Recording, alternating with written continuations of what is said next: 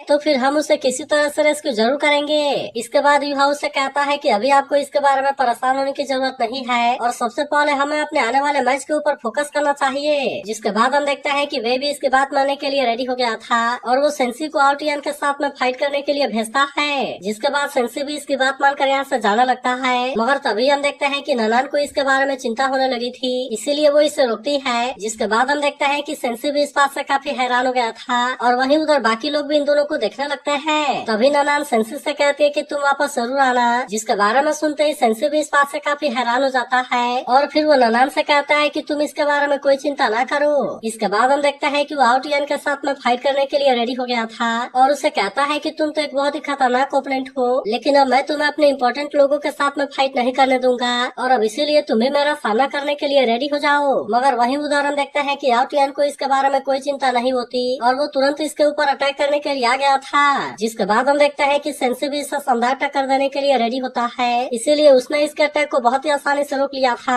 और फिर वो अपने स्वर्मिंग पावर का यूज करके इसके ऊपर अटैक करने के लिए चला जाता है। लेकिन वही उदाहरण देखते हैं कि आउटिया ने इसके अटैक को बहुत ही आसानी से रोक लिया था, जिसकी वजह से सेंसी इसमें इसका कुछ भी नहीं कर पाता और इसी के तुरंत बाद वो सेंसी के ऊपर भी अटैक करने के लिए आ गया था। जिसके बाद हम देखते हैं कि सेंसी इसके सामने कुछ भी नहीं कर पाता और इसीलिए आउटिया इसके ऊपर भारी पड़ने लगता है। लेकिन फिर भी सेंसी इतना आसानी से इसके सामने हार मानने वाला नहीं होता, इसीलिए वो इसके अटैक से अपने आप को बचाने के लिए कोशिश करता है। लेकिन इसके बाद भी हम देखते हैं कि वो आउटियन के पावर के सामने कुछ भी नहीं कर पाता। जिसके बाद आउटियन अपने पावर का यूज करके लगातार इसके ऊपर अटैक करने लगता है और इस तरह से वो इसे अटैक करने के लिए कोई भी चांस नहीं देता। जिसके बाद सेंसी अपने स्वर्मिंग रिप्लेसमेंट वाले पावर का यूज करने के लिए कोशिश करता है, क्योंकि उसे लगता है कि वो इसका यूज करके अपने आप को बचा लेगा। लेकिन हम देखते हैं कि आउटियन के पावर के सामने उसकी ये चालाकी बिल्कुल भी काम नहीं करती, क्योंकि आउटियन ने अपने पावर का यूज करके अभी भी इसके ऊपर अटैक कर दिया था। लेकिन इसके बाद भी हम देखते हैं कि सेंसी इतना आसानी से हार मानने वाला नहीं होता और वो फिर से अपने स्वर्मिंग वाले पावर का यूज करना शुरू कर देता है। तब इसे देख युहा कहता है ऐसा लगता है कि सीनियर सेंसी थोड़े से पीछे आ गए, लेकिन ये तो असल में उनकी डिस्क्लोजर है, क्योंकि उन्होंने अपने स्वर्मिंग पावर का यूज करके ओवरलैपिंग डिफेंस को क्रिएट कर दिया है। लेकिन वहीं हम देखते हैं कि आउटियन को इसके बारे में कोई ज्यादा चिंता नहीं होती, इसीलिए वो अपने पावर का यूज करके इसे तोड़ने के लिए जाता है। लेकिन हम देखते हैं कि वो इसे इतना आसानी से नहीं तोड़ पाता। लेकिन वहीं हम देखते हैं कि आउटियन इतना आसानी से मारने वाला नहीं होता, इसीलिए वो अपने पावर का यूज करके लगातार इसके ऊपर अटैक करने लगता है, जिसके वजह से सेंसी की ये पावर इसके सामने ज्यादा टाइम के लिए नहीं टिक पाती और हम देखते हैं कि आउटियन आखिरकार इसे तोड़ने में कामयाब हो जाता है। मगर तभी हम देखते हैं कि सेंसी ने भी अपने पावर का यूज करके इसके ऊपर अटैक कर दिया था, जहाँ पर कि आउटियन इस पर इसके सामने कुछ भी नहीं कर पाता। इसके बाद हम देखते हैं कि सेंसी फिर से इसके ऊपर अटैक करने के लिए आता है, लेकिन तभी आउटियन भी अपने किक का यूज करके इसके ऊपर अटैक कर देता है। मगर फिर भी हम देखते हैं कि सेंसी रुकने वाला नहीं होता और वो अपने पावर का यूज करके इसके ऊपर अटैक कर ही देता है। लेकिन इसी के साथ हम देखते हैं कि सेंसी इसमें इंजर्ड भी हो गया था और फिर वो आउटियन से पूछता है कि मेरे साथ में फाइट करके तुम्हें कैसा लगा। जिसके बाद हम देखते हैं कि आउटियन भी इसके पावर से काफी इम्प्रेस होता है। मगर वही उदाहरण देखते हैं कि सेंसी अभी भी इसके सामने हार मानने वाला नहीं होता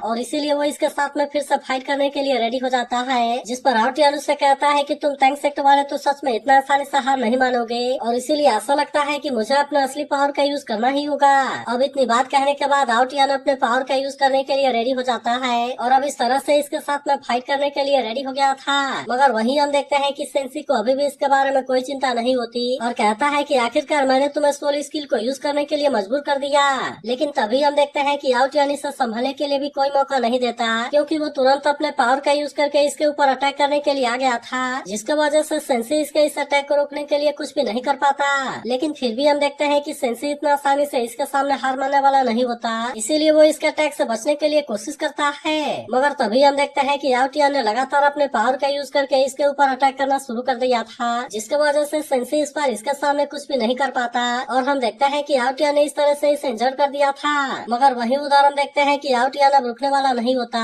इसीलिए वो फिर से अपने पावर का यूज करना शुरू कर देता है और हम देखते हैं कि वो इस तरह से इसके ऊपर अटैक करना शुरू कर देता है। तब इसे देख सेंसी भी अपने पावर का यूज करके इसे रोकने के लिए कोशिश करता है, लेकिन फिर भी हम देखते हैं कि वो इसके सामने कुछ भी नहीं कर पाता। तब इसे देख युहा कहने लगता है कि आउटियन ने तो अपने बॉडी मार्शल आर्ट का यूज करके बॉडी को ही वेपन में बदल दिया और उसने इसके पहले इस तरह से फाइट कभी नहीं किया था। लेकिन वही हम देखते हैं कि सेंसी अभी भी इतना आसानी से इसके सामने हार मानने वाला नहीं होता, इसीलिए वो फिर से अपने पावर का यूज करके इसके अटैक को रोकने के लिए कोशिश करता है, लेकिन वो इस बार भी इसके सामने कुछ नहीं कर पाता। इसके बाद हम देखते हैं कि वो उड़ते हुए काफी दूर दूर जाकर गिरता है, जिसे देख बाकी लोग भी काफी डर गए थे। लेकिन इसके बाद भी हम देखते हैं कि सेंसी फिर से आउटियन का सामना करने के लिए खड़ा हो गया था और उससे कहता है कि क्या तुम्हारे पास में केवल यही ताकत है। जिसके बाद हम देखते हैं कि आउटियन भी इसके ऐसे विल पावर से काफी इम्प्रेस हो गया था और कहता है कि सेंसी सच में तुम एक मैन हो और अब इसीलिए चलो मैं तुम्हें अपना असली ट्रिक दिखाता हूँ। इसके बाद हम देखते हैं कि उसने अपना स्वॉर्ड को रेडी कर लिया था और इसका यूज करके सेंसी पर अटैक करने के लिए चला जाता है, जिसे देखते ही बाकी लोग भी इस बात से काफी डर गए थे और सबको ऐसा लग रहा था कि वो इसके सामने कुछ भी नहीं कर पाएगा।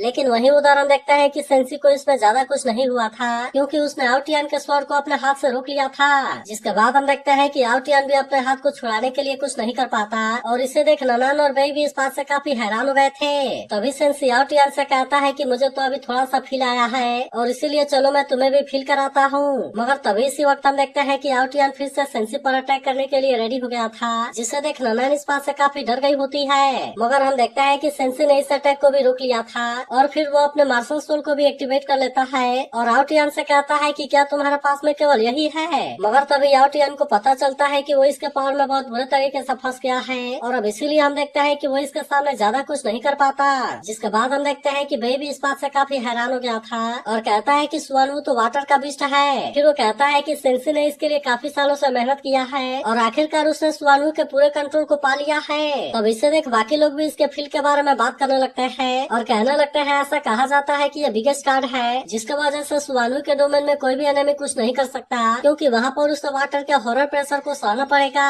लेकिन असल में इसे यूज करना भी इतना आसान नहीं है क्योंकि इसके वजह से बहुत ही ज्यादा सोल पावर कंज्यूम होगी और यही वजह है कि सेंसी ने इसे इतना आसानी से यूज नहीं किया। लेकिन वही उदाहरण देखते हैं कि आउटियन भी इतना आसानी से हार मानने वाला नहीं होता, इसीलिए वो भी अपने पावर को यूज करना शुरू कर देता है ताकि वो किसी तरह से यहाँ से निकल सके। लेकिन वही उदाहरण देखते हैं कि सेंसी भी अभी से इतना आसानी से छोड़ने वाला नहीं होता, इसीलिए वो अपने और ज्यादा पावर का यूज करना शुरू कर देता है। इसीलिए वो अपने और ज्यादा पावर का यूज करने लगता है और आउटियन से कहता है कि अब तुम इसमें से इतना आसानी से नहीं निकल सकते। इसके बाद वो आउटियन को कोई भी चांस देने वाला नहीं होता और इसीलिए वो अपने स्वानो बीस्ट का यूज करके इसके ऊपर अटैक करने के लिए चला गया था। मगर फिर भी हम देखते हैं कि आउटियन ने अपने पावर का यूज करके इसे रोक दिया था, जिसका वजह से सेंसी इसमें इसका कुछ भी नहीं कर पाता। फिर आउटियन सेंसी से कहने लगता है कि चाहे तुम्हारा डिफेंस कितना भी पावरफुल क्यों ना हो, लेकिन उसके बाद भी तुम मुझे रोकने के लिए कुछ भी नहीं कर सकते। लेकिन वही उदाहरण देखते हैं कि वैनार को भी आउटियन के बारे में चिंता होने लगती है, इसीलिए वो उससे कहती है कि तुम ऐसा करने की कोशिश ना करो क्योंकि यान किंग आयरन की वजह से तुम्हारे मेरिडियन डैमेज हो जाएंगे। लेकिन इसके बाद भी हम देखते हैं कि आउटियन इसकी कोई बात नहीं सुनता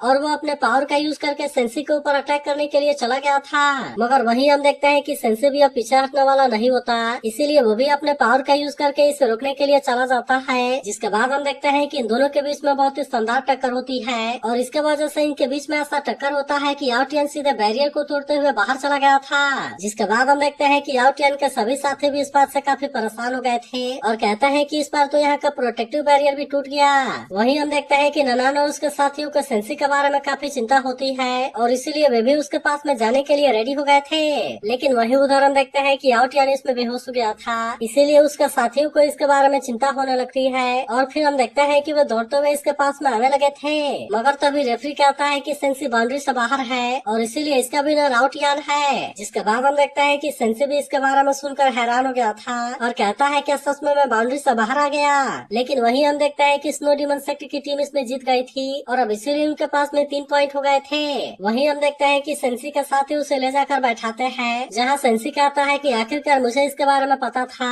और मैंने स्वानिंग पावर का यूज करके रेफरी के पोजीशन को अपने पोजीशन के साथ में चेंज कर दिया था। अब इसी वजह से हम देखते हैं कि वो अपने ऊपर काफी शर्मिंदा होता है और फिर सभी से इसके लिए सॉरी भी कहता है। तभी इसी समय ननान इसके पास आकर बैठ जाती है, जिसे देखते ही सेंसी अपने सारे इंजरी के बारे में भूल गया था और फिर वो ननान से पूछता है कि तुमने क्या कहा, जिस पर ननान कहती है कि मैंने तो तुमसे कुछ नहीं कहा। फिर वो इससे कहती है कि ये बैटल सच में बहुत ही शानदार था और इसी के साथ वो अपने इंजरी को हील करने के लिए कुछ देती है। जिसके बाद हम देखते हैं कि सेंसी को इसके ऊपर बिल्कुल भी यकीन नहीं हो रहा था और कहता है कि ननान कहीं ये कोई सपना तो नहीं है। लेकिन तभी बेई इसके सिर पर मारते हुए कहता है कि क्या तुम हमारे बारे में भूल गए, क्योंकि टैंक सेक्टर का हर कोई जरूरी है और इसीलिए हम कम बैक जरूर करेंगे। अब इसीलिए बेई उससे कहता है कि तुम केवल एक आदमी के बारे में ना सोचो। तब इसकी ऐसी बात सुनकर सेंसी कहता है कि हाँ मुझे इसके बारे में पता है, लेकिन अब तो हमारे पास में केवल 2 पॉइंट और उनके पास में 3 पॉइंट हो गए हैं और अब इसीलिए हम इसके बारे में क्या करने वाले हैं। तब इस पर युहाव कहता है कि आउटियन की कंडीशन काफी खराब हो गई है और अब इसीलिए इसीलिए मुझे ऐसा लगता है कि वो पर्सनल कंपटीशन में पार्टिसिपेट नहीं करेगा। मगर तभी हम देखते हैं कि वेइनार ने पर्सनल मैच से गिव अप करने के लिए डिसाइड कर लिया था।